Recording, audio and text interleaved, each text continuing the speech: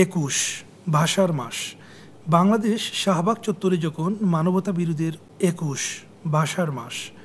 বাংলাদেশ শাহবাগ চত্বরে যখন মানবতা বিরোধীর আন্দোলন হচ্ছে, ঠিক তখন দেশের ওপারে ইংল্যান্ডের নিউক্যাসল শহরে নতুন প্রজন্ম তাদের বাংলাদেশের ইতিহাস সংগ্রহের কাজ শুরু করে।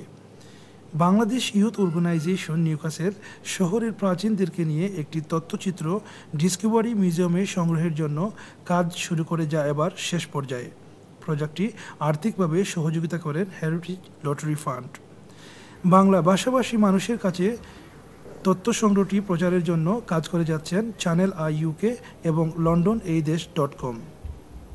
এক প্রতিবেদনে লন্ডন এই দেশ.com পত্রিকার সম্পাদক শাহ সেলিম বলেন, বাংলাদেশ ইয়ুথ অর্গানাইজেশন নিউক্যাসল এর জনপ্রিয় একটি প্রজেক্ট রুটস প্রজেক্ট, যা অতীতে কিভাবে কখন বাংলাদেশিরা প্রথম নর্থ ইস্টের এই নিউক্যাসল শহরে এসে আগমন করেছিলেন, এখান থেকে তারা কিভাবে ব্যবসা বাণিজ্য, সামাজিক, রাজনীতি, অর্থনীতি এবং মেইন স্ট্রিম সহ নিজস্ব কমিউনিটিকে কিভাবে বিল্ড আপ করে জনপ্রিয়তার শিখরে আরোহণ করে চলছেন, তার একটি সুন্দর উপস্থাপনা রুটস প্রজেক্টের মাধ্যমে বাংলাদেশ ইয়ুথ অর্গানাইজেশন উপস্থাপন করেছে।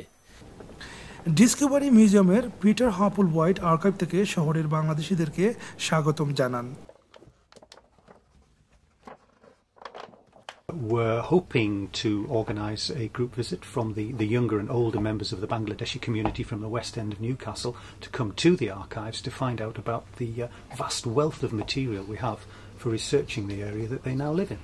পরে সংগঠনের সাধারণ সম্পাদক রুফন উদ্দিন বলেন, আমরা 26শে মার্চ উপলক্ষে আমরা এই প্রজেক্টটা ডিসকভারি মিউজিয়াম হ্যান্ড করার লাগি আমরা বাংলাদেশি সবাইরে উপস্থিতি থাকবার লাগি অনুরোধ করছি।